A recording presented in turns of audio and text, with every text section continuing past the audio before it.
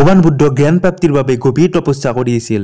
তেওঁ বহুত যাত্ৰা কৰিছিল, বহুত সাধনা কৰিছিল, কিন্তু তথাপিও তেওঁৰ উদ্দেশ্য সিদ্ধি হোৱা নাছিল, তথাপিও তেওঁৰ আত্মজ্ঞান প্ৰাপ্তি হোৱা নাছিল। এদিন তেওঁ নিৰাশ হৈ দুখিত মনে ভাবিব ধৰিলে যে মই ইমান তপস্যা সাধনা আদি কৰিলো, তথাপিতো শেষত মই কিয় একো নাপালো, আগলৈ মই কিবা কৰিব পাৰিম জানো। আৰু এনে ধৰণৰ নেগেটিভ ভাৱধাৰাৰ কাৰণে তেওঁ আত্মবিশ্বাস একেবাৰে কমি গৈছিল আৰু সাহস একেবাৰে ভাঙি গৈছিল। আৰু তেনেকৈ চিন্তা কৰি থাকোতে খুব পিয়াহ লাগিল আৰু তেওঁ পানী খাবলৈ নিজৰা এটাৰ ওচৰত পালেগৈ। নিজৰাটোৰ ওচৰত এটা তেওঁ অদ্ভুত দৃশ্য দেখা পালে। তেওঁ দেখিলে এটা কেৰকেটুৱা যাৰ দুটা বাচ্চা আছিল। সেই কেৰকেটুৱাটো পানীত জাপ মাৰি দিলে। তেওঁ লক্ষ্য কৰিলে যে কেৰকেটুৱাটো পানীৰ মাজত সোমাই নিজৰ শৰীৰটো পানীৰে তিয়াই তাৰ পাছত বাহিৰলৈ ওলাই আহি পানীখিনি জোকাৰি আকৌ জাপ মাৰি আকৌ একেবোৰ কাৰ্যকে বাৰে বাৰে কৰি আছে। তেতিয়া ভগৱান বুদ্ধই ভাবিলে যে এই মূৰ্খটোৱে হয়তো নাজানে যে এনেকুৱা কৰি সি নিজৰাৰ পানী শেষ কৰিব নোৱাৰে, কিন্তু সেই কেৰকেটুৱাটোৱে অবিৰতভাৱে তাৰ কাৰ্য কৰি গল। সি যেন বুদ্ধক কলে, মই নাজানো এই পানী শেষ হব নে নহয়, কিন্তু মই মোৰ কৰ্তব্য পালন কৰি যাম। সেই ঘটনাত এজন মহান ব্যক্তিক লক্ষ্যৰ পৰা বিচলিত হোৱাৰ পৰা ৰক্ষা পেলালে। বুদ্ধদেৱে ভাবিবলৈ বাধ্য হল যে